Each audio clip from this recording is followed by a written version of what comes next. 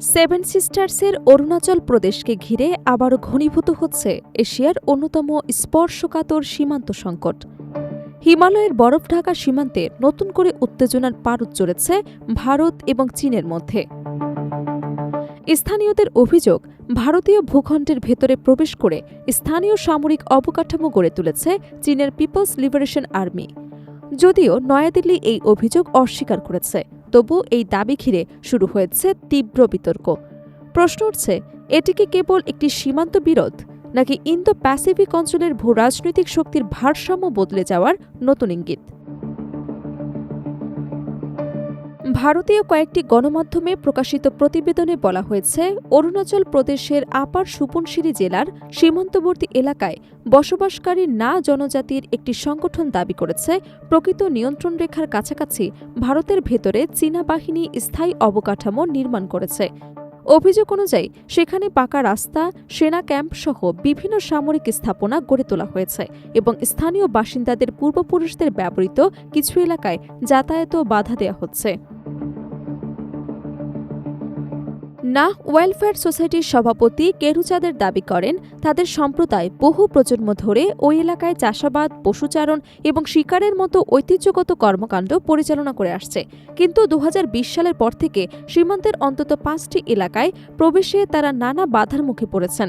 তার অভিযোগ, চীনা সেনাদের উপস্থিতির কারণে স্থানীয় কৃষকরা দীর্ঘদিন ধরে জমিতে চাষ করতে পারছেন না এবং পশুপালকরাও আগের মতো চারণভূমি ব্যবহার করতে পারছেন না। এই অভিযোগ সামনে আসার পর বিষয়টি নিয়ে ভারতীয় সংবাদ মাধ্যমে ব্যাপক আলোচনা শুরু হয়েছে। কিছু প্রতিবেদনে বলা হয়েছে, সীমান্তবর্তী এলাকায় চীনের অবকাঠামো নির্মাণ ভবিষ্যতে নিরাপত্তা পরিস্থিতিকে আরও জটিল করে তুলতে পারে। তবে এসব দাবির বিষয়ে ভারতীয় সেনাবাহিনীর অবস্থান ভিন্ন।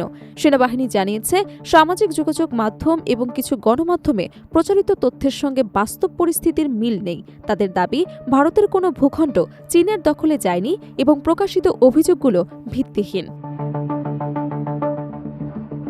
এর আগে পূর্ব লাদাখ সীমান্ত নিয়েও একই ধরনের বিতর্ক দেখা দিয়েছিল। তখনও স্থানীয় পশুপালকদের পক্ষ থেকে সীমান্ত এলাকায় প্রবেশে বাধার অভিযোগ উঠেছিল।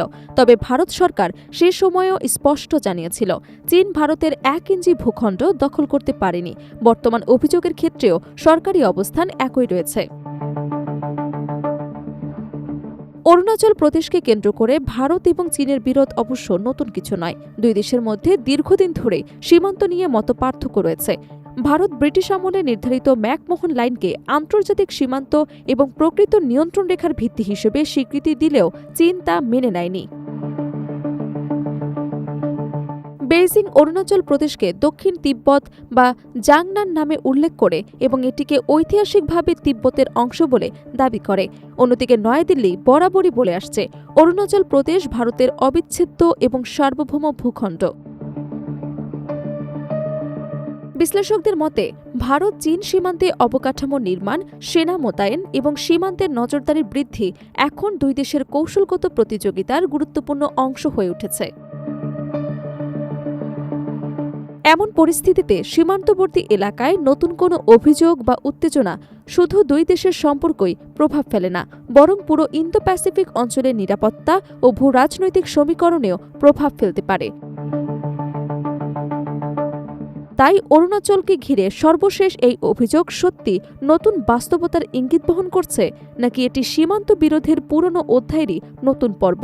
সেই প্রশ্নের উত্তর মিলবে ভবিষ্যতের কূটনৈতিক ও সামরিক পরিস্থিতির ওপরই।